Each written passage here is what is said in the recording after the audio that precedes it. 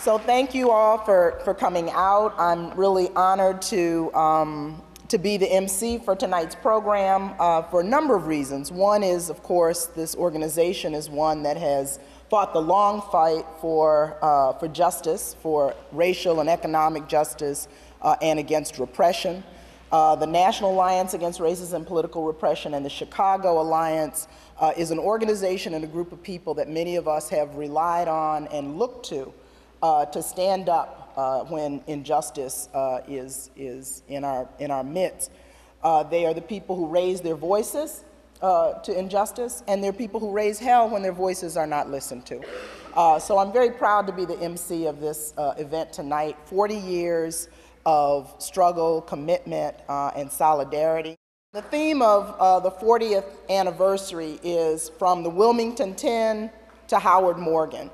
Howard Morgan, as most of you know, is a man who is still in prison because the police actually attacked him. He was shot 28 times, and he ended up with a 40-year prison sentence. And so it is organizations like the National Alliance Against Racism and Political Repression and the Chicago Alliance that stands up and speaks out about cases that other people would just as soon forget. So I'm proud to be affiliated with the organization and certainly happy to be with you tonight among these folks who are very long-distance runners in the struggle for freedom and justice.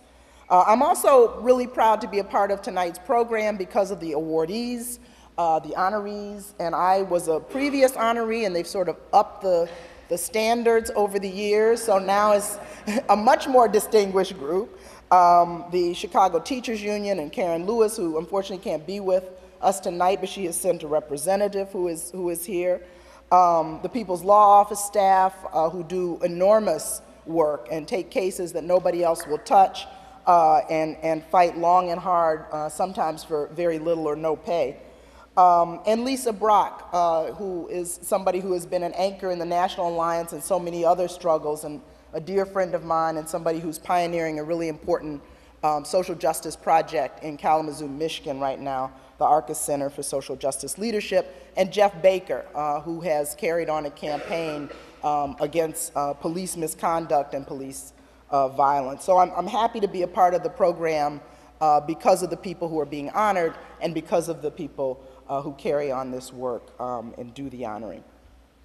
I'm going to start off by introducing the musicians and the artists who are going to perform for us and lead us in Lift Every Voice and Sing to start us off, and then they will later have an interlude between the presentations. Oh, I didn't mention Gerald, I didn't mention the most distinguished Mr. Gerald Horne. I'll give him a more proper introduction in just a few minutes, but we're certainly happy that Gerald Horne is here with us from Houston, Texas to offer the keynote tonight, which he's promised will be controversial. I said this is a crowd that doesn't shy away from controversy, so bring it on. But a very prolific author and longtime activist, so I'll give him a more proper introduction later. The two musicians who are with us tonight, Erwin Helfer has a degree in music from Tulane University, has performed at the Chicago Jazz and Blues Festivals, and is just back from a tour of Germany. His CD, his most noted CD is I'm Not Hungry, But I Like to Eat. And he and the vocalist with us tonight, Catherine Davis, both perform regularly at Katarina's. Both of them have won awards for their musical talents. Catherine Davis is from a family of jazz performers and opera singers. Her CD, called Dream Shoes, is a tribute to her mother. She too has performed at the Chicago Blues Festival and has toured around the world. And so we're happy that they're not in some other part of the world tonight, but here with us. And we very much look forward to them leading us in Lift Every Voice and Sing.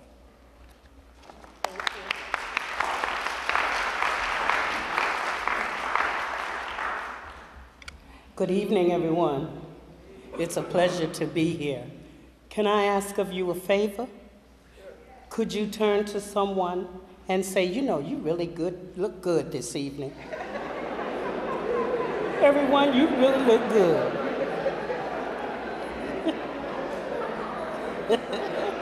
And you really do look good this evening. Now, can I ask another favor? On the count of 2, can you shout your name out? First name only? 1, 2. One more time. 1, 2.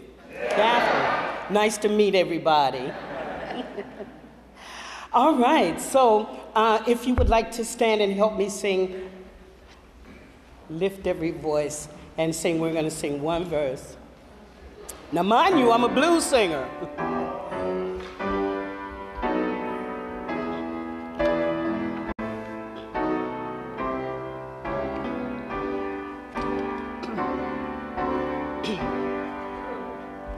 Lift every voice and sing till earth and heaven ring with the harmonies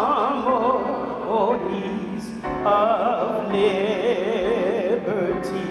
Let our rejoicing rise high as the listening skies. Let it resound loud as the rolling sea. Sing a song full of faith that the darkness has taught us. Sing a song full of the hope that the brought us. Facing the rising sun of our new day begun. Let us march on till victory is won. Let us march on till victory. Let us march on till victory is won. Thank you.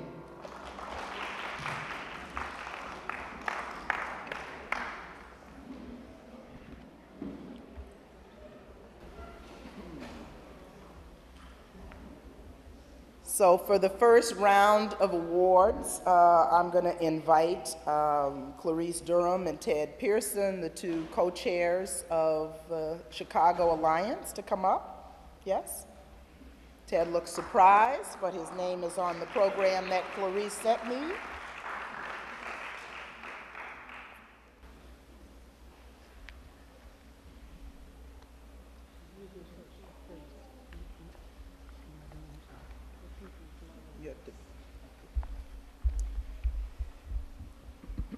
I'm not prepared for this, so. It's my pleasure and honor to be able to present the award tonight to the People's Law Office, to the staff, the whole staff of the People's Law Office. This organization has blazed a trail that all of you know about, even if you don't know about the People's Law Office. You've read in the newspapers about the settlements, the victories, the release of people who were wrongfully convicted, who were tortured by John Burge and the police. There's a book on the table in the back, if there's any left, on the assassination of Fred Hampton, which Jeff Haas, who was a member of the People's Law Office staff, was one of the leaders in that fight, that showed for the nation how the FBI and the police in Chicago collaborated to murder this leader. No one was ever indicted, well, actually that's not true, but no one was ever convicted of that murder. But a settlement was won by the People's Law Office, and more important than that, the people of the United States learned what their government was doing. It made it easier to understand what happened to Dr. King, to Malcolm X, to so many others, to so many who were framed up, some of whom are still in prison. Black Panther Party, other Black Panther Party members, in addition to Fred Hampton, who was killed. The People's Law Office staff has labored long and hard for not much money. Now, some people say, well, they're getting some money now. Well, it's about time. They have to pay their bills too, and for many years they went ahead and did this work without any compensation at all. And I think it's a tribute to a special kind of attorney who understands that the law is not just an abstraction, it's something that has to be fought for. And that the way to fight for it is through public relations, through publicity, and through mobilizing masses of people. So it's with a great pleasure that I would like to present this award to who is going to accept the award. Flint Taylor.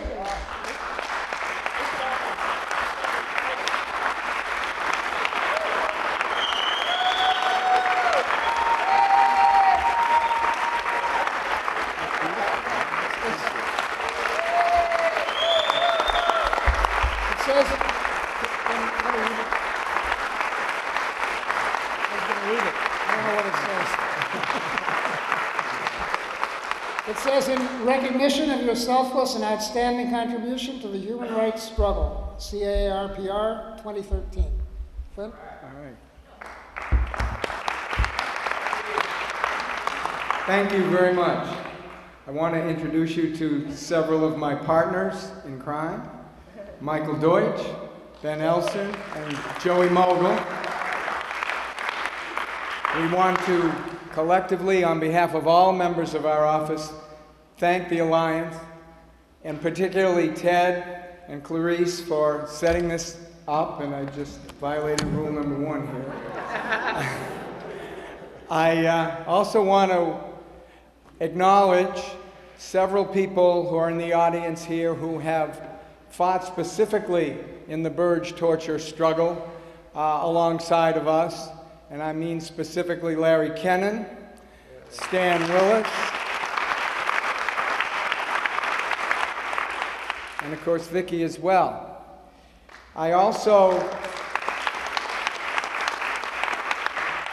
want to say that it is an honor to be honored with Karen Lewis, Jeff Baker, and Lisa Brock, all of whom have been long-time fighters against racism and political repression, who their struggles are our struggles, and our struggles are their struggles.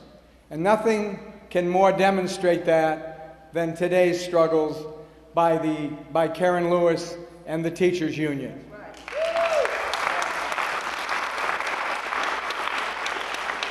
The racism that they fight against and that Karen and her people call out is no different than the racism that we fight against in the Burge torture struggle. And the mayor who implements this racism with a sly grin is the same mayor who refuses to apologize to the black community here in Chicago or to do what is necessary to make whole again this community for the horrible torture and cover-up that John Burge and his men perpetrated for all these years. And I also want to acknowledge several people who are in the audience who have personally suffered through that torture, specifically Mark Clemens and Mary Johnson. Mark himself and Mary through her son, who was a Burge torture victim. So in conclusion, I again want to thank all of you, because all of you have stood with us shoulder to shoulder in this struggle, and with the other honorees in their struggles. And you all are being honored as we're being honored, because without you all, we would not be standing here, and we would not be continuing our work. So thanks again to the Alliance, and our honor goes to all of the awardees, as well as to all of you. Thank you.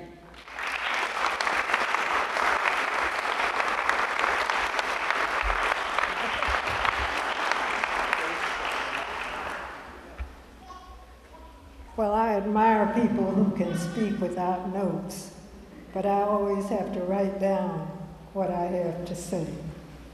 Flint Taylor just referred to Karen Lewis and the really heroic fight that she has put up for the teachers and the children in the Chicago public schools.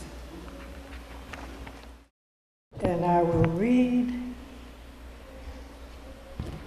Certainly she has gotten rights for the teachers, but also for the children, because the children benefit from their teachers. And I don't think that has been brought out enough. The recent strike led by her One, a fair and equitable contract for members of the union, but also an agreement from the school district to implement the union's recommendations to enhance the learning process. Mrs. Lewis herself is a product of the Chicago Public Schools and a chemistry teacher in the schools for 22 years. She comes from a family of educators. Her mother, father, and husband, John Lewis, all were Chicago public school teachers. Please read her biography in the program book. It will give you more extensive information about her and what she has done. She could not be here tonight. She's really demanded all over the nation to speak about the experiences of the Chicago teachers. But she has a colleague who is Michael Brunson, who is the secretary of the Chicago Teachers Union.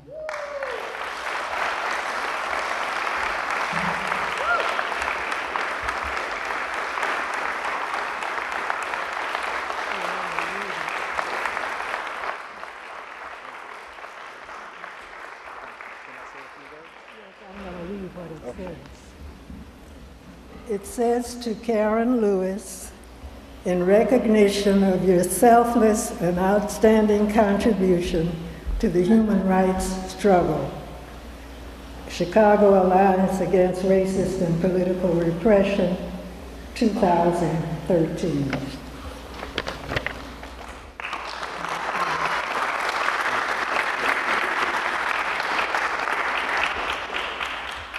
Good evening, everyone.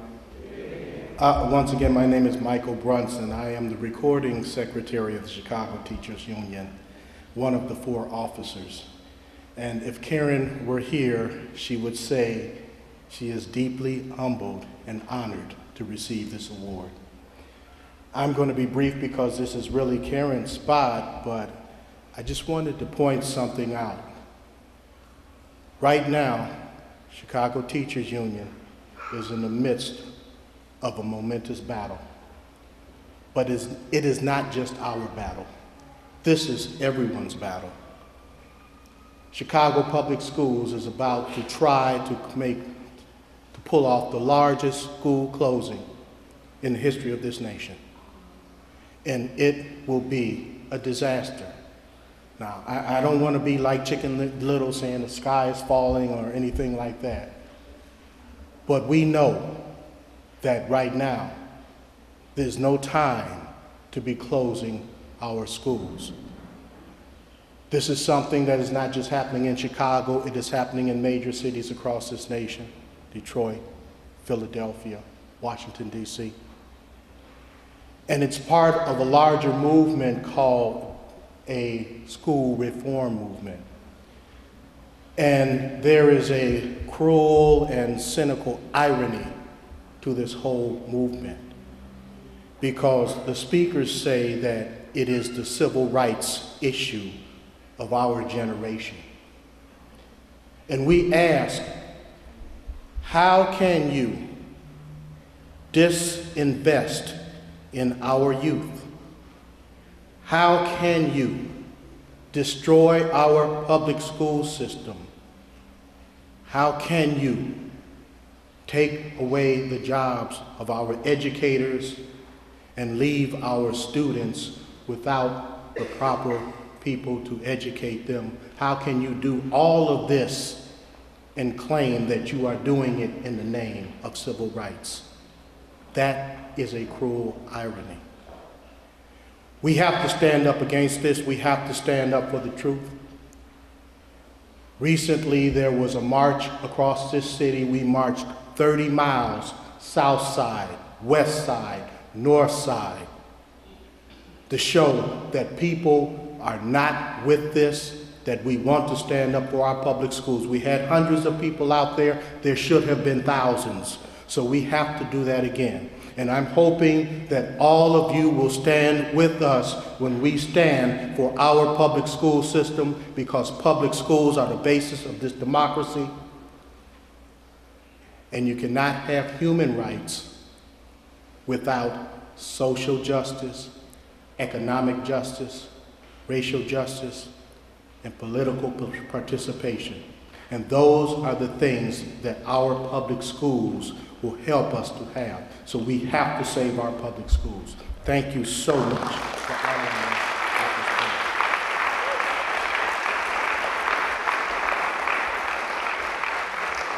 Those are the kind of lawyers we need in the courtroom and the kind of teachers we need in the classroom. So from PLO to CTU, congratulations. We appreciate the work you do. We have 2 more sets of awards, but we're going to have a brief musical interlude, and then I'll invite Clarice and Ted to come back up and make the next 2 presentations.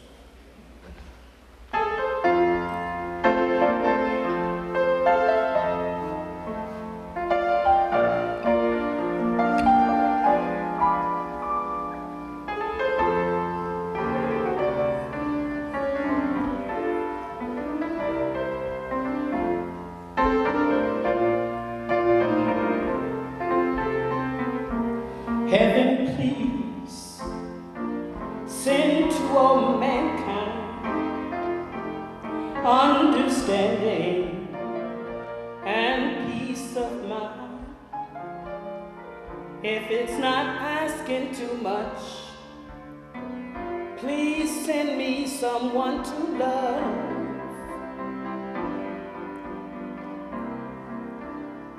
Show the world just how to get along. Peace will enter when all hate is gone. And if it's not asking too much, please send me someone to love.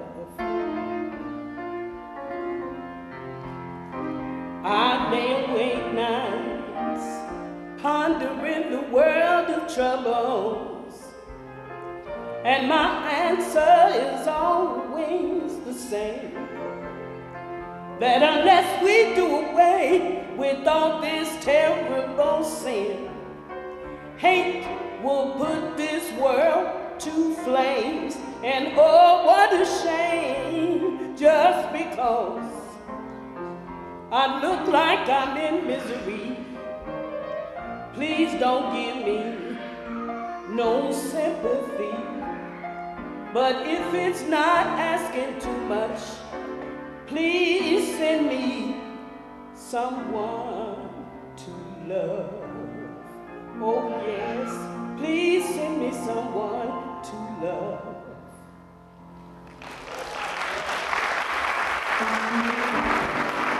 Erwin Helfer.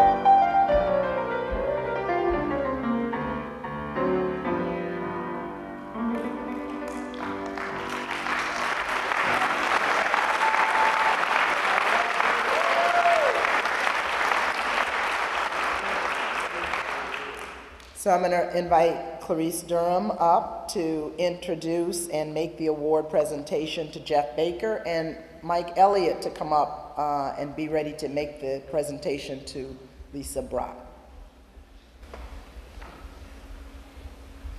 Well, I defer to Ted to make the award to Jeff Baker. Jeff Baker and I go back a long time, like about a year. I first met Jeff in the courtroom where Howard Morgan was about to be, where they were about to announce the verdict, I believe it was. I remember the place was packed. It was standing room only, and by some stroke of luck, Mrs. Morgan would say it was an act of God, I'm sure, I was standing next to Jeff Baker, and we talked a little, and I told him about some of the things the Alliance was planning in relation to police accountability. And he became interested, and then more than interested, began coming to the meetings, bringing people to the meetings, organizing people for the work, and really leading this struggle to bring the police under the control of a civilian police accountability council, an elected council. Now I know there are some who will say, well, we have an elected city council and they don't do anything. Well, you know, when the people are mobilized and elect somebody, things change. It's not the same as electing an alderman or a bunch of cronies of aldermen. When Harold Washington was mayor, we had a taste of what that meant, when the people are moving and coming together. And it's in that spirit, I think, that Jeff brings to the organizing committee to stop police crimes the work that we're doing. So it's with great pleasure that I can present this award to Jeff Baker. Jeff, if you come up. Sorry, I didn't mean to bang the mic there.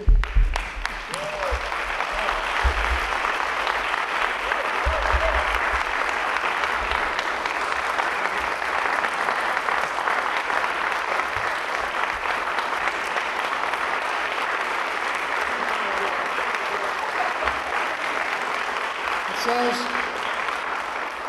in recognition of your selfless and outstanding contribution to the human rights struggle, 2013, Chicago Alliance Against Racist and Political Repression.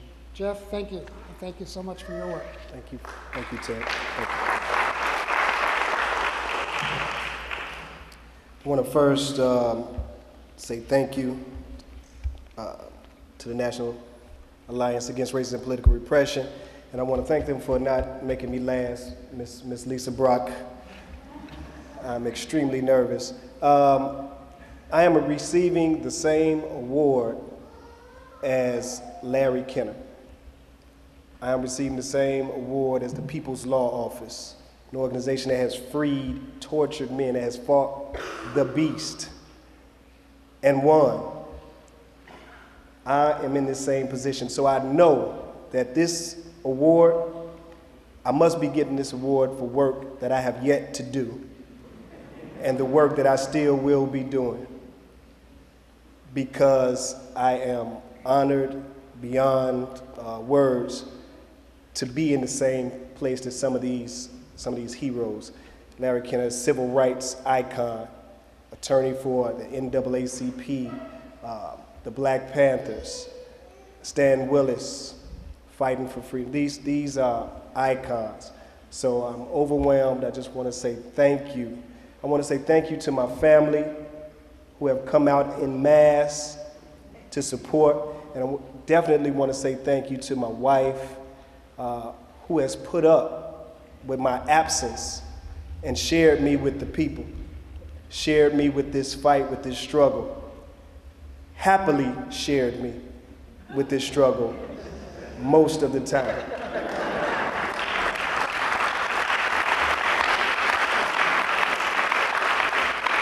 So every time I look at this award, it will be a reminder of what it is I still have to do. Every time I walk out of the house and I look at this award that will be sitting right next to my front door, it will remind me that I have to continue this fight.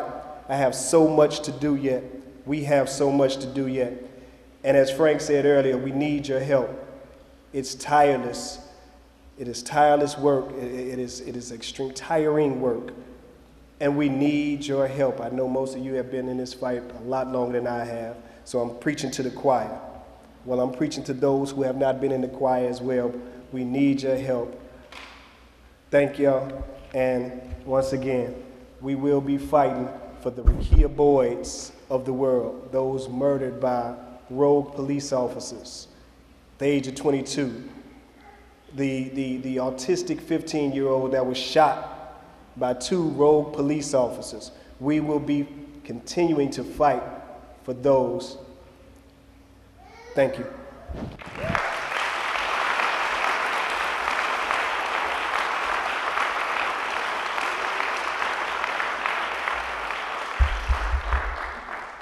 I would just like to add my congratulations to Jeff Baker and to welcome him as a new member of the steering committee of the Chicago Alliance Against Racist and Political Repression.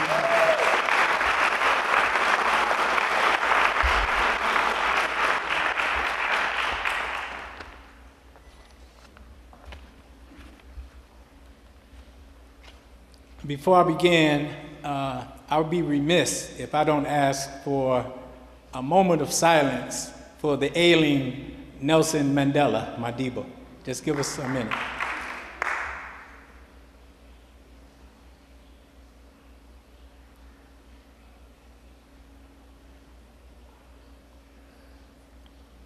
Thank you. I've prepared my introduction as Lisa would have me do. So I'm going to read it, and this is truly from the heart. I'm honored to have this opportunity to introduce my dear sister, teacher, and comrade, Dr. Lisa Brock Cunningham. Lisa has worked tirelessly on behalf of many causes like the struggle to free South Africa, numerous fights against racism and sexism, the Hands Off Assata Shakur campaign, in solidarity with Cuba and Haiti, Haiti, and for better educational opportunities for her students, just to name a few. My one-sentence description of her is this: Lisa is a powerful agent of change and an undeniable gift to the international struggle for human dignity. She embodies the selflessness, humility, and the which is necessary to attract and educate others, including young students, particularly about the importance of controlling our own destinies, exercising our civil and human rights, and respecting the equality of all human beings. Finally, she is fierce, brilliant, compassionate, sincere, a visionary, a loyal friend, and she simply loves her work. But most importantly, Lisa has a great sense of humor, and she and her husband Otis give great parties at their home. So please join in welcoming our warrior, the one and only Dr. Lisa Brock Cunningham. Thank you. Amandla!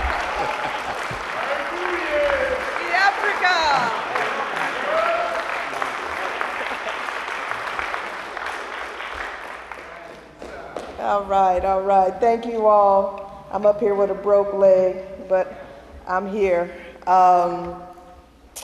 Thanks, Mike, for that lovely introduction, and I appreciate it a lot. And thank you to the Chicago Alliance Against Racist and Political Repression for honoring me with this esteemed award. It seems especially significant to me that it is the 40th anniversary of this Human Rights Dinner, because it was almost that long ago that I initially joined the National Alliance Against Racist and Political Repression while attending Howard University in the mid-1970s. I was from a small town in Ohio, and I knew very few people in DC. When I found the DC Alliance, I found my tribe.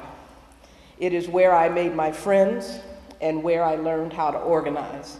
where I found my voice and realized that people actually listened to me, where I found my strength and validation for my passion, which is the struggle for freedom, liberation, and justice. I've always believed that as long as there are some people suffering, we have to be in the struggle. We have to be in the fight. There's no way to rest until we have a socially just world. I was trained by the best, Charlene Mitchell, Ann Braden, Frank Chapman, Damu Smith, and others to whom I am forever grateful. When I came to Chicago in 1980, it was members of the Alliance, Mildred and Willie Williamson and Josephine Wyatt, and then Linda Murray and Sue Avila, who I called. And that became my family here. Otis Cunningham, my husband of 24 years, was a member of the Alliance, and it was through those ties that we met. So to say the Alliance has meant a lot to me and to my development is putting it mildly. And in fact, when I looked in this program and I saw the folks who have been deceased, I knew a lot of those people when I first came to Chicago, and I just wanted to tell one funny story about Sylvia Woods. I see Ish Florian here, I see Cliff and Mabel Howard, Eva Trevine. She and I worked the Harold Washington campaign together, and I see Sylvia Woods. We were struggling around the Southern African liberation struggle. I think this was in 1983. And we had Solomon Maplangu and other MK activists, MK leaders in South Africa were getting ready to be hung. And I remember us planning a demonstration at the South African consulate at that time, which was at 444 North Michigan Avenue. And we woke up that morning ready to protest, and we got a call very early, and it was the very same day that Rudy Lozano was assassinated. And Rudy had been a friend of ours, a friend of the Alliance, and we were wondering what to do. Should we continue with the demonstration? Should we not? Of course, some folks went to Lozano House, and we decided to continue with the demonstration. And I was at the demonstration, and there was a woman that worked in the South African consulate, a white woman who came down. She was from Rhodesia, she told me. And she said it was because of people like us that Zimbabwe had been ruined, and that black people being free was not a good thing. So I had my finger in her face, and I was talking to her. The nerve for her to come down to confront this demonstration. So I had my finger in her face, and the Chicago Defender caught it. So the very next morning, I'm on the front page of the Defender with my finger in this young white woman's face, and like this. And Sylvia Woods called me up, who was a founding member of the National Alliance Against Racist and Political Repression, and she said, "Comrade, what are you doing on the front cover of the paper looking like that, pointing your finger at that woman?" And I said, Sylvia, you know, she was in my face. And so she said, good job, comrade." So when I see these names in here, it really brings back a lot of memories. Over the years, of course, I have been involved in many other movements and structures and added new and sometimes younger comrades to my political family, such as Mike and Prexy and Funeka and Tracy and Nicole and Lana and Dara, and of course worked with Cuba with Marilyn and Nancy and Don, and just so many, many people that are here. Ellen Gary, we did Southern Africa, Carol Thompson, and of course Barbara with the Black Radical Congress. And I have to say thank you to my two favorite attorneys, Stan Willis and Steve Saltzman, who have kept me out of jail successfully for all these years being in the movement. And it's been tough. We live in a society that can be very repressive, and they can come after you. And it's always good to have great political lawyers who are also friends. So I appreciate all of that. And to my new family at the Arcus Center for Social Justice Leadership, Shalana Lewis has come, and Rachel Rubin and Harriet is here. So all my friends have come out, and I'm constantly inspired anew by their spirit and love. You know, it's interesting because even though I have not of lately been that involved in the Chicago Alliance, which is the only chapter of the Alliance around today, It's in my heart. It's almost like a family. You know, you have a family and you move out in the world, but there's something special about that family. And that's the way I feel about the Chicago Alliance and the National Alliance Against Racist and Political Repression, because my roots started with the Alliance, because it's the Alliance that gave me place, it gave me voice, it gave me spirit, and it gave me courage to understand that a life in the liberation, peace, and justice movement is the only life worth living. Thank you.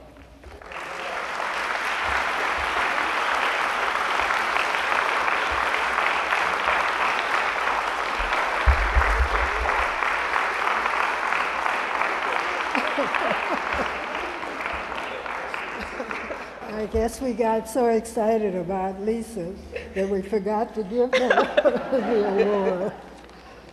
And it says, in recognition of your selfless and outstanding contribution to the human rights struggle from the Chicago Alliance Against Racist and Political Repression. And I might say that when I asked Lisa to send her bio, she sent so much. She's done so many things that we had to cut down on what was said. But I hope that you'll take the time to read her bio in the program book. Thank you, Clarice. Thank you so much.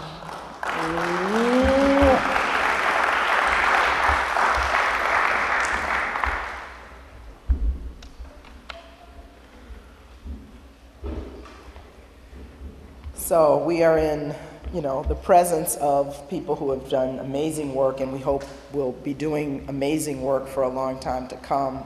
Lisa Brock is a force of nature who opened her arms to me when I came to Chicago and really made me welcome in the progressive community here. And so she has made an impact on so many lives and on so many struggles. We are so proud to claim her as our sister.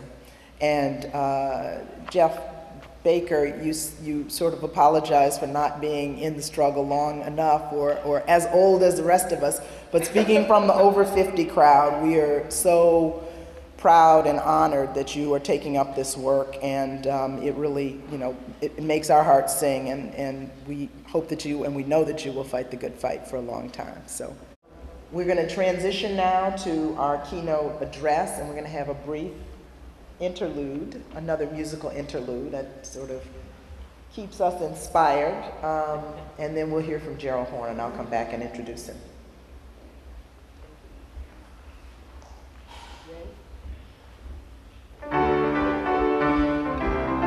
We're gonna rock the house and shake it up till we make it right. Why don't you come on down, let us show you what we got right now. Come on down. Let us show you what we got right now. We got the house rockin' blues, everybody talking about. Yeah, we're gonna rock it from midnight, straight into the break of dawn. Yes, we're gonna rock it from midnight, straight into the break of dawn. You don't have to worry, nobody will do you harm.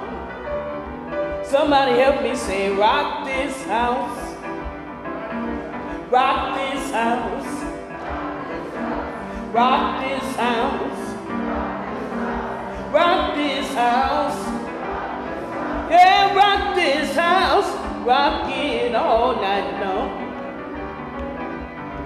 Yeah, rock this house, come on and rock this house, yes, rock this house. Rock this house, yeah, rock this house, rock it all night long. Put your hands together and clap it out.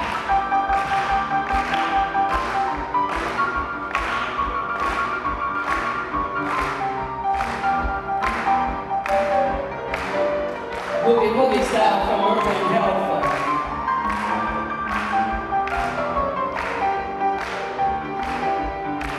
We're gonna rock it from midnight straight into the break of dawn.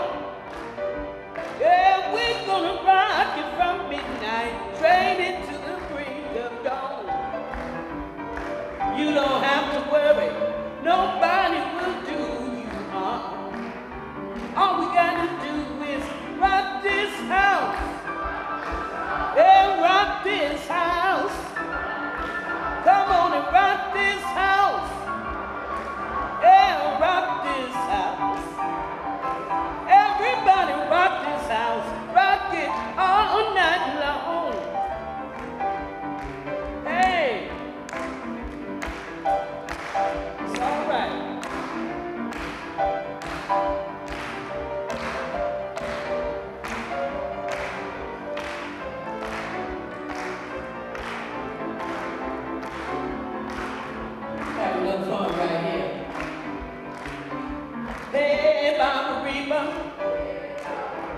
Hey, Baba Reba. Hey, Baba Reba. Hey, Baba Reba. Rock this house, rock it all night long. Take it on home, baby. Rock it now. Yeah.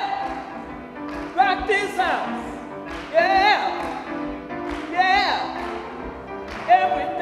Everything gonna be alright. Come on and rock this house. Hey, rock it all night long. Shabangi, Shebodewa. Thank you. We love you too.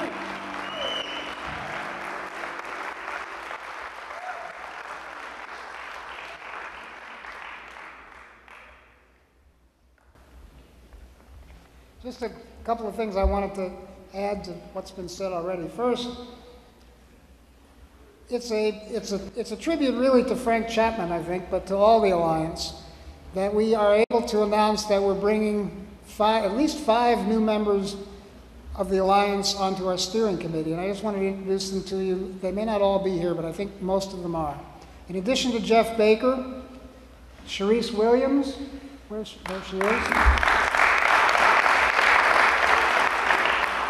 who is really, if you were at the people's hearings on police crimes, you know Sharice because she was the one who not only introduced all the people who testified, she's also the one who prevented people from going over the time allotted. So you know that Sharice is a pretty tough person. In addition to Sharice, we also have brought onto our steering committee Larry Kennan, who's agreed to, not Larry Kennan, Larry Redmond, who's agreed to be our general counsel. I don't know if Larry's here. And I'm forgetting. Oh, and Krista Noel, who is here, right back there, who is a leader of the Women's All Points Bulletin, and who is an expert on the question of how the current system does not control the police. Because she has studied it, she's been there, she goes to every meeting of the so-called police board, and she knows what the score is. If I'm leaving anybody out, I have to apologize. Oh, Greg Bellandrupa, who not only co-chaired our committee for the dinner with Mike Elliott, but also is himself a victim of a police beating, a horrible beating, who sued the police department, who couldn't even learn the names of the policemen who beat him, and who finally was forced to settle for, practically nothing. Anyway, Greg, along with all the others, has played an outstanding role in this movement against police crimes, and we look forward to working with them on a steering committee for many years. The last thing I want to say is just a personal note. I have to tell you, Erwin Helfer is not only my friend, but he's also my neighbor. He lives across the street from me. And our street is named after him in an honorary way. And I just want to thank Erwin and Catherine Davis for coming and for participating. And it's a real pleasure.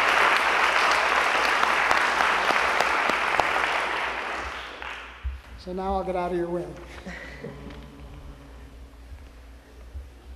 Okay, now I have the pleasure of introducing our keynote, but I think in following up on Ted's comments, I think we really should honor our musicians, our artists, and when Catherine asked us to rock this house, we were kind of lamely rocking it, right? And we are not going to change the world by being shy or being quiet. So I'm going to ask you, can you rock this house? Can you rock this city? Can you rock the state? Can you rock the world? That's what we're counting on.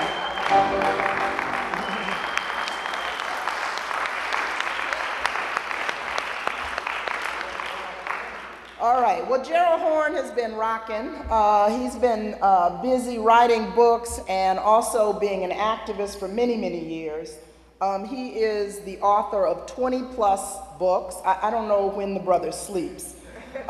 Some of his titles include The Mau Mau in Harlem, U.S. and the Liberation of Kenya, The End of Empire, African Americans in India, Black and Red, which is his W.B. Du Bois biography, W.B. Du Bois and the Afro-American Response to the Cold War, Black Liberation, Red Scare, Ben Davis and the Communist Party, Race, Woman, The Lives of Shirley Graham Du Bois, and his upcoming book, which was already mentioned, Black Revolutionary, William Patterson and the Globalization of African American Struggles. And that is just scratching the surface. So not only is he prolific, but he is writing to us. In other words, he is writing to the activists of the world who want to change the world. He is a historian of exemplary credentials, received his BA from Princeton, a PhD from Columbia, a JD from University of California at Berkeley, but his real credentials come from the enormous respect that he enjoys from people way beyond the academy in activist circles, not only in this country, but around the world. He currently holds the position of the John J. and Rebecca Moores Chair in History and African American Studies at the University of Houston. And his work not only grapples with African American history in a narrow sense of the term, but African American history, as you can see from those titles I read you, in a global context. And so really forcing us to look outward, forcing us to engage empire, to be involved and concerned with issues around the world in the continent of Africa and beyond. And so we're very, very proud to have him with us tonight to offer the keynote address. And if there's time at the end, he's prepared to entertain some questions. So join me in welcoming Professor Gerald Horne.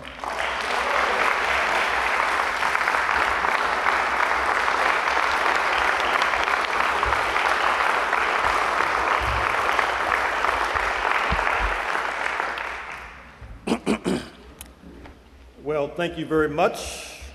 I guess this microphone is in place. Okay. First of all, it's difficult to overestimate my pleasure in returning to Chicago. When Clarice Durham and Ted Pearson reached out to me, I accepted quickly, not giving either an opportunity to change their minds. I was sufficiently taciturn to avoid confessing that I would have paid them to come to Chicago to speak to an audience of political activists and progressive-minded people. And this is because Chicago historically has been in the vanguard of progressive change, going back to the time of the Haymarket martyrs whose sacrifice bequeathed to us the 8-hour day and May Day itself, the International Workers' Holiday. It was also in Chicago that the heroic Ida B. Wells Barnett led a trailblazing crusade against lynching that has provided us with a template for struggle that exists to this very day. I'm referring to Southern solidarity and international solidarity. Southern solidarity in that the place where slavery was most persistent was also the place where lynching was most prevalent, and where today anti-union sentiment is the strongest, and that no progress nationally is secure unless we break the back of reaction in Dixie. And that in order to do this, we will have to enlist our friends in the international community. Now, Wells Barnett realized this when in the 1890s she took her crusade against lynching, which disproportionately occurred in Dixie, to the shores of London. Wells Barnett also did not ignore the all-important class question, as she realized that the scourge that was lynching did not exclude Negroes who were affluent or powerful. In fact, the white supremacists disproportionately targeted this group, not least since their very existence undermined the fundamentals of white supremacy itself. It was also in Chicago that Black Americans began to take flight, a development that ultimately marked a great leap forward in the struggle against global and domestic fascism. One can glimpse that of which I speak by perusing the neglected 1930s novel by George Schuyler, Black Empire, which featured Negro pilots bombing races in Mississippi and colonialists in London. It was approximately 95 years ago that a young woman of color from Texas, Bessie Coleman, moved to Chicago, where she was befriended by the publisher of the Chicago Defender, Robert Abbott, who financed her successful effort to be trained as an airline pilot in France. It was Coleman who inspired a future generation of Black pilots, including John Robinson of Chicago, who migrated to Ethiopia in the mid-1930s, where he played a pivotal role as a fighter pilot in the war against Italian fascism, then went on to become a founder of Ethiopian Airways, which to this day is one of the leading carriers on the continent. Robinson was hailed by thousands upon returning to Chicago after his return from East Africa in the mid-1930s, then was hailed by thousands more when he perished in an air crash in Addis Ababa, Ethiopia in the 1950s, one of the few individuals to be celebrated on two continents. Robinson was not alone. James Peck was a Black American pilot who fought during the Spanish Civil War in the 1930s, alongside the progressive forces, including many Mexicanos and Puerto Ricanos. In one of the most important conflicts of the 20th century, he was also a great writer, and his book, published in 1940, Armies with Wings, is one of the few accounts published to this day telling how it feels to kill people from the air, fascists in his case. But still, it's a work that could usefully be consulted by our nefarious and infamous drone operators today. Because those like Robinson and Peck did not shrink from fighting fascism abroad, we were placed in an advantageous position to confront fascism's close cousin, Jim Crow, at home. This was the value of internationalism, which Robinson and Peck and countless others then recognized. Now, many of you know of or knew William Patterson, who served as a leader of two of the predecessor organizations of the Alliance. I'm speaking of the International Labor Defense and the Civil Rights Congress.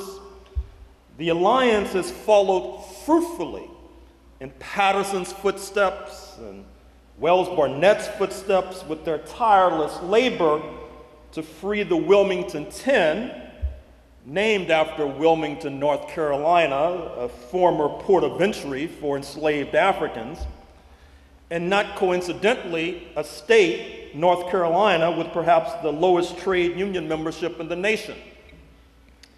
It was Patterson who popularized the cause of the Scottsboro 9, Black youth in Alabama headed for the electric chair until the ILD's intervention, which led to demonstrations globally in Moscow and Paris and Johannesburg and Melbourne, Australia, and Havana, Cuba, demonstrations in solidarity with African Americans, and it was this global pressure that set the stage for the crumbling of Jim Crow in the 1950s.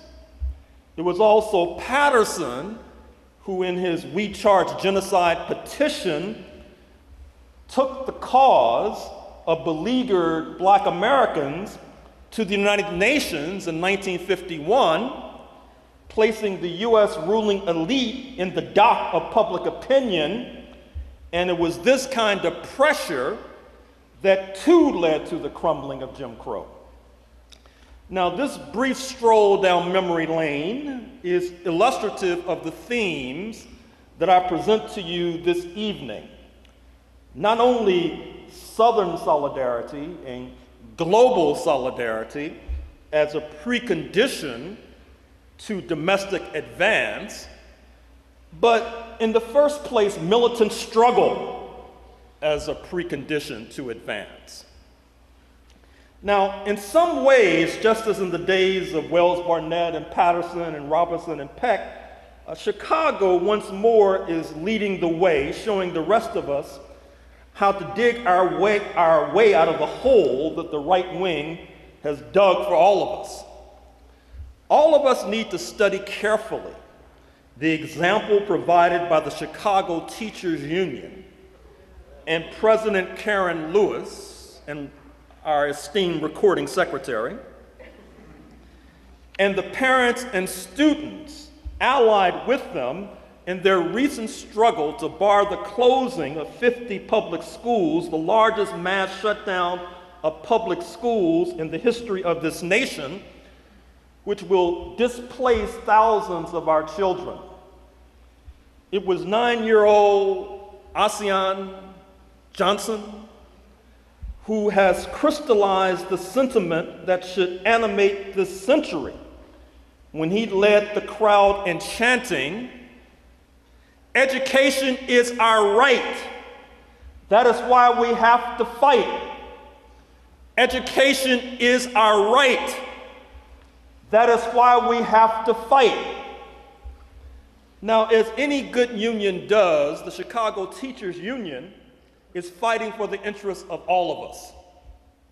Now, as a college professor, I know that the right wing, for some reason, sees those like myself as an antagonist, which is why they are moving aggressively to enroll tens of thousands, perhaps hundreds of thousands of college students in internet classes, which will downsize dramatically faculty jobs, while improving the bottom line of private colleges and universities, while decimating the public sector, which has been their long-term goal. Progressive leadership in faculty unions are now studying carefully the militant example of Karen Lewis and the CTU in order to preserve jobs and foil the destruction of higher education.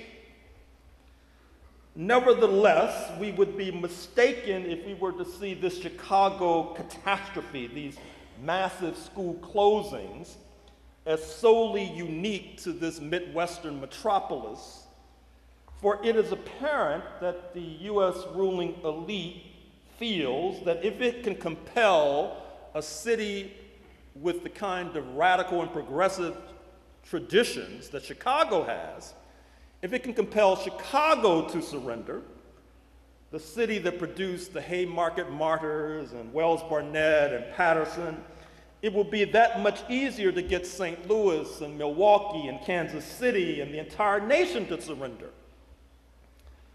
Just as Apple Computer has incorporated in Ireland to avoid taxes and makes many of its products in China, it is evident that U.S. corporations feel that a good deal of the U.S. working class is not as necessary as it once was, and what Apple and a good deal of the Fortune 500 needs is basically a governmental apparatus that will protect its interests in trade disputes and knock down tariff walls to allow for global penetrations of its products, while those corporate renegades can exploit cheap labor abroad. With such a scenario, an educated workforce is not the top priority of a good deal of the Fortune 500. And just as these corporations are seeking to exploit labor abroad and whipsaw that labor against our interests, we must rally abroad, not just to help the downtrodden overseas, but also to ensure our own survival. Indeed, one can draw a straight line from the predatory policies of these corporations to these catastrophic school closings and to the ongoing outrage that is the Cook County Jail and the evolution of what has been termed the prison industrial complex. Chicago also has captured national and global headlines due to another unfortunate trend. I speak of the gunplay and carnage on the streets, which delivers the equivalent of a Columbine and an Aurora and a Newtown, Connecticut on a periodic basis. How is it that handguns are allowed to flood our streets and be delivered into the hands of young people in particular? And I respond by asking another question: how can Chicago expect a reasonable interpretation of the Second Amendment of the Constitution when your neighbors are represented by the likes of Mitch McConnell and Bob Corker and Roy Blunt, senatorial dinosaurs all? How can Chicago ever be secure when it has retrograde neighbors in Kentucky and Tennessee and Missouri? How can Howard Morgan ever be free unless we are able to push back vigorously against the white supremacist and reactionary ideology that is centered in Dixie, but also like a weed has grown into our local gardens here? Senator Mark Kirk of Illinois, your senator, may think he's on the side of the angels since he joined Dick Durbin on the gun control vote in April 2013 in Congress, but as long as Mark Kirk votes, as he is bound to do, for Mitch McConnell, the master of obstruction and obfuscation as Senate leader, he will have blood on his hands. In coming to Chicago, I've asked for nothing except this one thing. Please do everything in your power to make sure that Mark Kirk is granted a well-deserved retirement in 2016.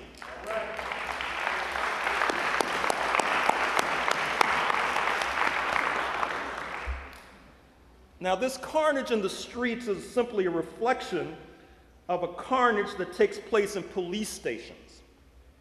You of Chicago, the People's Law Office in particular, also blazed a trail for the rest of us when you fought heroically against the Chicago Police Department and their notorious officer, John Burge, who 40 years ago tortured Anthony Holmes using electric shock and suffocation while screaming racist insults at this African-American man. Holmes was just one of 120 black men subjected to such abuse for decades. And in fighting these cases, the People's Law Office walked in the footsteps of William Patterson, who pioneered in implementing the idea that the key to victory in such outrageous cases was not only expert lawyering inside the courtroom, but mobilized masses outside the courtroom. Indeed, we should view the Alliance, the People's Law Office, and Jeff Baker and the Committee for a Better Chicago as part of a virtuous circle. For if we are to attain an elected civilian police accountability council, and let me point you to the march that takes place on August 28th to that end, but if we are to attain our goal and to crush the possibility of even more torture by police, it will require not just expert lawyering inside the courtroom, but mobilize masses outside the courtroom. Now, the lawsuits and investigations that exposed police torture and other depredations reflected a number of relevant trends. Black Chicago was subjected to such abuse, not least because Black Chicago is seen as a vanguard community for the nation as a whole.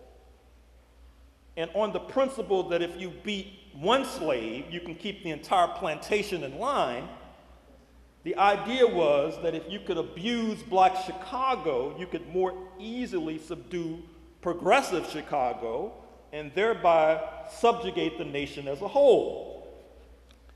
And secondly, the kind of pressure placed on City Hall by the Alliance and its allies in the trenches, including forward-thinking attorneys and teachers and trade unionists, once again illustrated that Chicago continues to emulate Wells, Barnett, and Patterson. Now, of course, if we are to continue to make progress, we will need to confront some inconvenient truths. For example, why from a membership viewpoint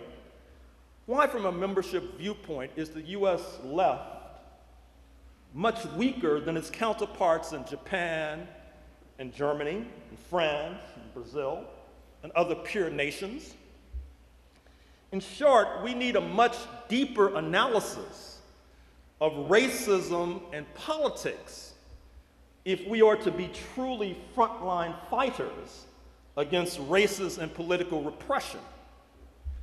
Indeed, recently, President Pepe Mujica of Uruguay, a former urban guerrilla who spent years in prison, said that the United States is a, quote, frighteningly conservative, unquote, nation, a viewpoint shared widely in Latin America and the international community as a whole.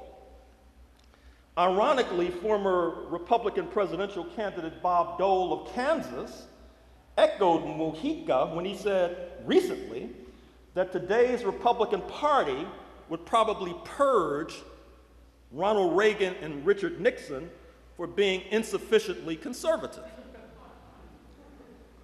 Are President Mujica and Bob Dole correct? Did we not just defeat a determined attempt in November 2012 by frighteningly conservative forces to retake the White House and the US Senate? Yes, we did, but that was not enough. What we need to consider is that a nation where economic power is wildly skewed, particularly on a race and gender basis with class implications, it makes sense not just to count votes, but to weigh votes. Surely that's the clear implication of the Citizens United decision by the High Court a few years ago. Union members generally tend to vote against the right wing, but as the failed attempt to recall Governor Scott Walker in neighboring Wisconsin suggested, this is not necessarily true to the same extent for the working class as a whole, nor the middle class, and certainly not the ruling elite. Once again, it is Dixie that sets the pace for this, quote, frighteningly conservative, unquote, United States. For example, in Mississippi, regularly for decades now, including November 2012, in a stunning cross-class coalition that is replicated to a degree throughout Dixie, Euro-Americans routinely in Dixie vote for the Republicans by a 9-to-1 margin. 9-to-1. Matter of fact, I estimate if you could drive that down to 7-to-3, we might be on the verge of social democracy.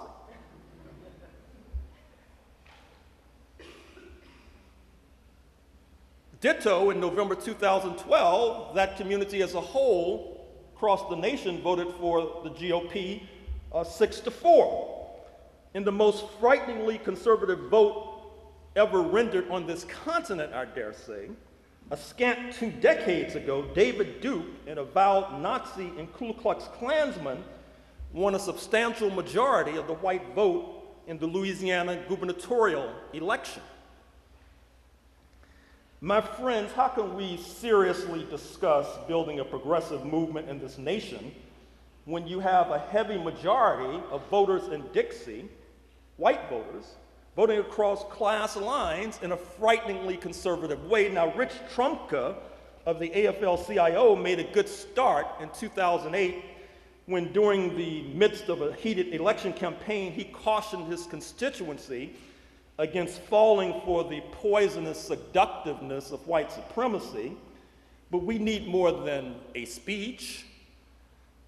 no matter how eloquent and persuasive, we need a program to address systematically this pestilence. For the reasonable and foreseeable future, we progressives must recognize that it is crucial but insufficient to simply mobilize for elections if we do not continue to organize in membership organizations after elections. Now, if we weighed votes and not simply counted them, we would understand how and why the United States invaded Iraq in 2003, despite millions protesting globally, worldwide, including hundreds of thousands in this nation and tens of thousands right here in Chicago. If we weighed votes and not just counted them, we would understand why some of the most, interestingly enough, this incident will have historians scratching their heads for decades to come, how it was that some of the most inflexible and resolute opponents of the present occupant of the White House actually supported what I consider to be his most serious blunder, the bombing of Libya in 2011, which has unleashed a tidal wave of conservative religious radicalism coursing throughout the African continent as a whole, but in particular in Mali, in Niger, and Nigeria, the continent's giant. I think that going forward, the US left, with hopefully the Chicago left leading the way, has to make two serious adjustments if the powerful US right is to be corralled. First, the United States left needs to pay much more attention to the global correlation of forces, even when making a domestic analysis. Recall that most historians today agree that what helped to drive desegregation in the 1960s was not only our marching and militant struggle, but the reality that the United States had difficulty in charging Moscow with human rights violations as long as apartheid reigned on these shores. Thus, Jim Crow had to go, and it did, as our movement was able to take advantage of a favorable global climate. And taking advantage of a favorable global climate is what we have to do today. Thus, today, in assessing this small planet, there are two trends here that must be addressed, seemingly contradictory. One is that the collapse of the socialist project in Europe and how that empowered capital vis-a-vis labor, and how that shaped the response to the financial crisis beginning in 2008, which is still ongoing for many of us, with the theme of that response since 2008 being, sadly, privatizing gain and collectivizing pain.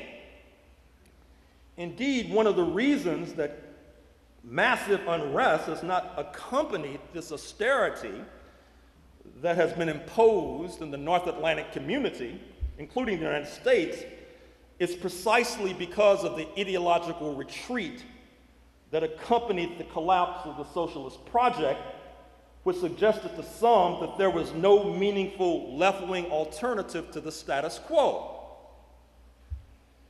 Second, we need to analyze how this single-minded focus during the Cold War on Moscow led to Richard Nixon making overtures to Beijing, exemplified by his journey there 4 decades ago, which led to massive foreign direct investment in China, creating today's Asian juggernaut.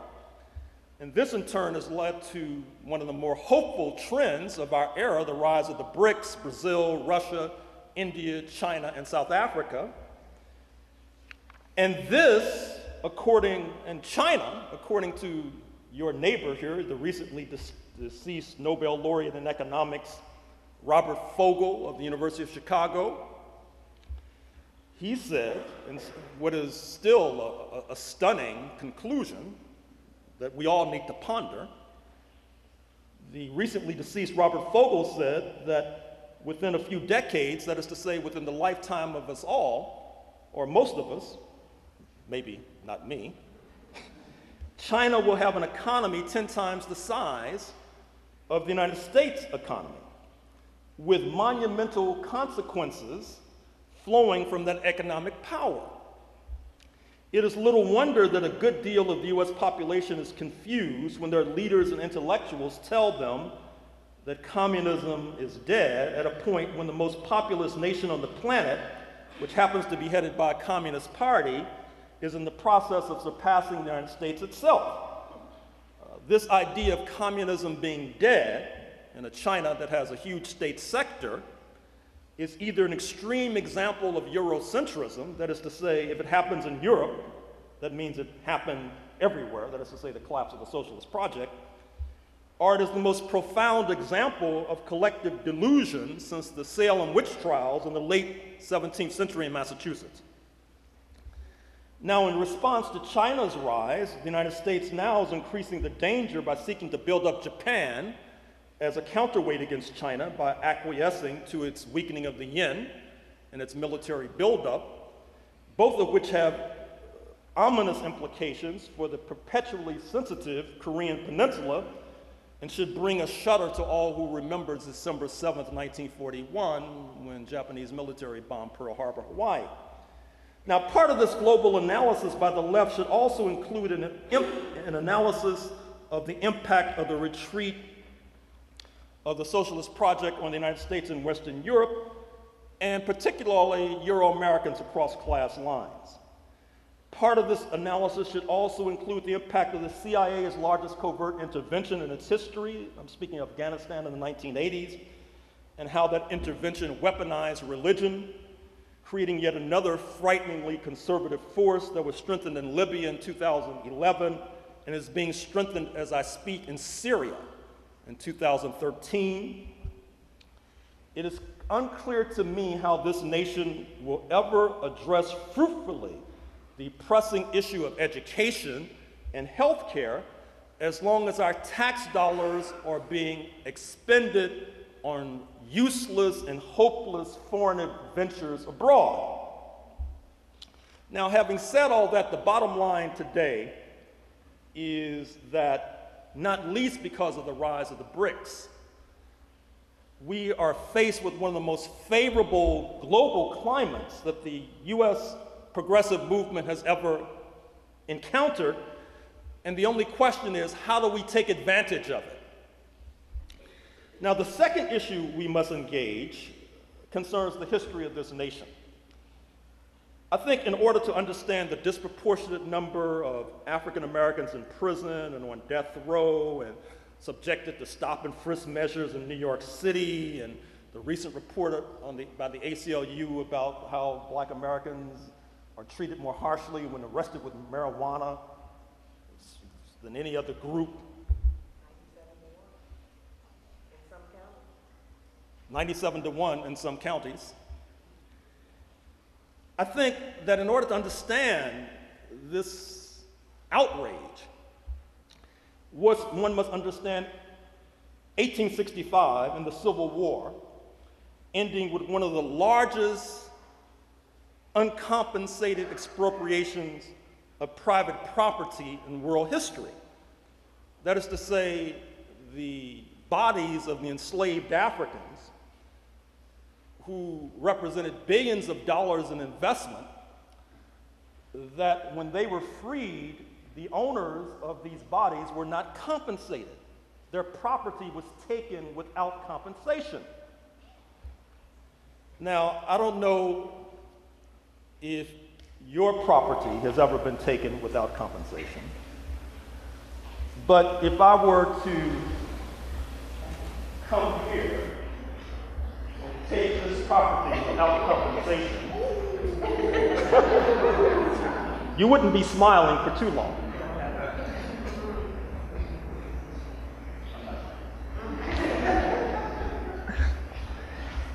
Now, when that property was taken without compensation,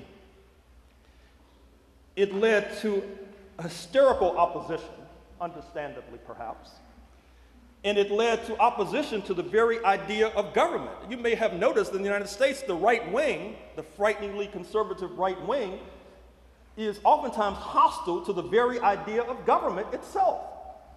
And it's not as if they're philosophical anarchists. What it is that they're still miffed, angry at this government for taking their property without compensation and then leaving in their midst that property newly freed, which was rather cheeky about the whole matter. Now, of course, it's the government and public employee unions who represent workers in the government, such as the CTU, which have been more prone to protect and defend people of color, which too has incurred the wrath of the right wing. Now, racism is a term that's embodied in the name of this organization, and it's a term that many of us use to describe the state of affairs, but I think in some ways it's too limited a term, because the term racism does not necessarily acknowledge that those outrages that I was just making reference to in terms of 97-to-1 disproportionate maltreatment in terms of marijuana arrests and all death row, stop and frisk and all the rest, how does it explain the fact that a founder of this organization, Angela Davis, speaks in the new book, Dreaming in French, about how growing up in Jim Crow Birmingham, she would flummox Jim Crow merchants by speaking French, and then she would be treated differently? How does it explain the fact that the leading black lawyer of 20th century Philadelphia, Raymond Pace Alexander, has spoken similarly? During the 1960s, the State Department proposed providing badges to visiting African diplomats and students that would signal that they were not African American, so that they would be not be accorded the indignities of Jim Crow. In the movie starring the Illinois native Richard Pryor, Bingo Long, which concerns Negro ball players, in one scene they pretend to speak a foreign language that's actually gibberish, so they will not be subjected to the indignities of Jim Crow. Now, if racism were solely an issue here, the ability to speak a foreign language to escape the ravages of Jim Crow would not be an issue. But what is at issue in these cases is what we need to focus on if we're going to deepen our analysis of what we call racism.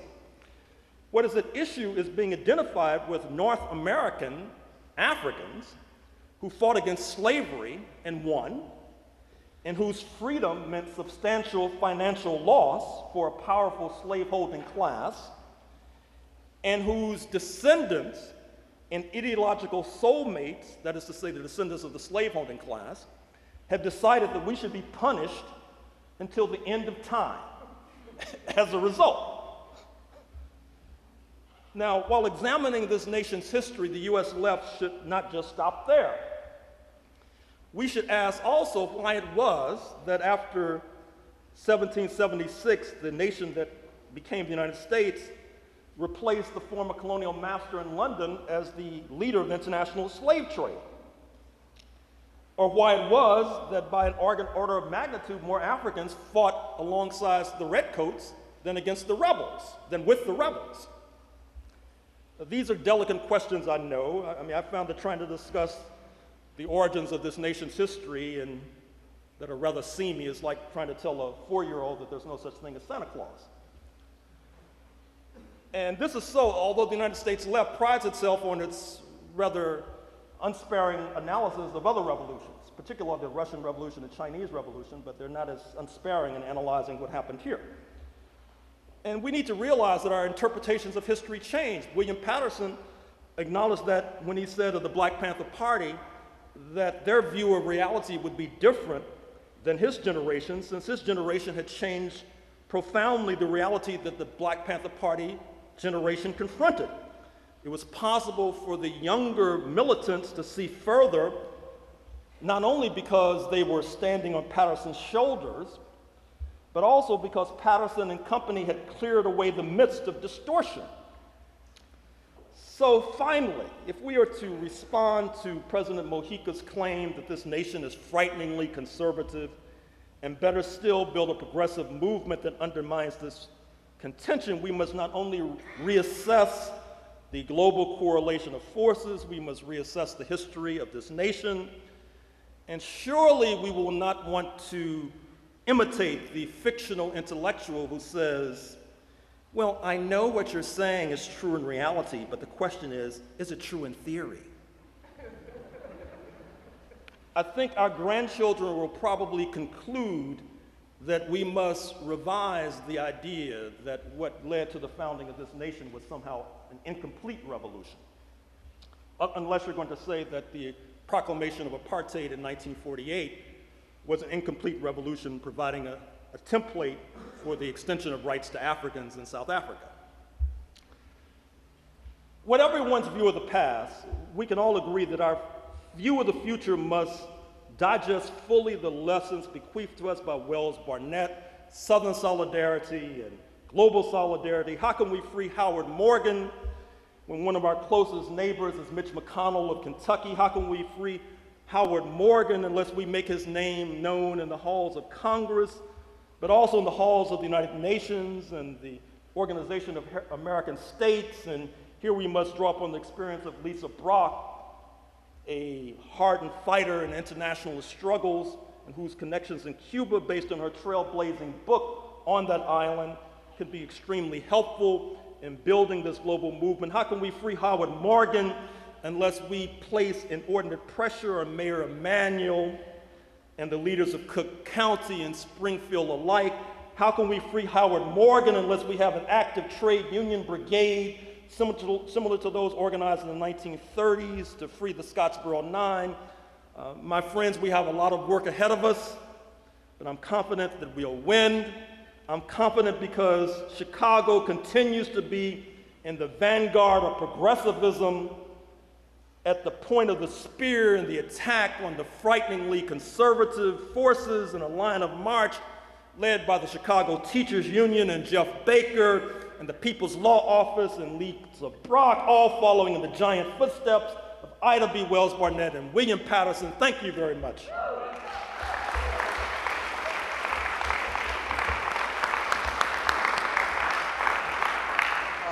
So again, I wanted to congratulate the People's Law Office and Chicago Teachers Union, Jeff Baker and Lisa Brock, to again hold up this important organization that we should support to the tune of not only $1,000, but the time that we can carve out of busy schedules and even more resources that we can lend to this work. Mildred made the pitch for membership before, and I just want to underscore that it's an organization worth supporting. They've stood by people when no one else would, and it's important that all of us stand with them. I want to thank Gerald Horne for his many, many years of scholar activism and his productive output in terms of compelling text to give us a real true sense of a radical history that is both local and global. So again, thanks to all of you for coming out. I'm gonna actually put Prexy Nesbitt on the spot to offer us a chant to take us out of the building. He's always the one.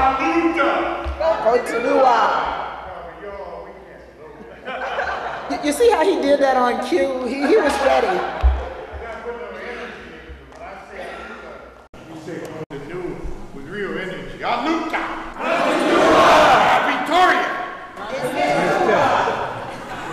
Victoria, victory is certain. A Victoria is certain. A Victoria is certain. Amandla. Awetu. Amandla. Mayabuye. Africa. Mayabuye. Good night. Thank you all for coming, and there'll be Gerald's books in the back.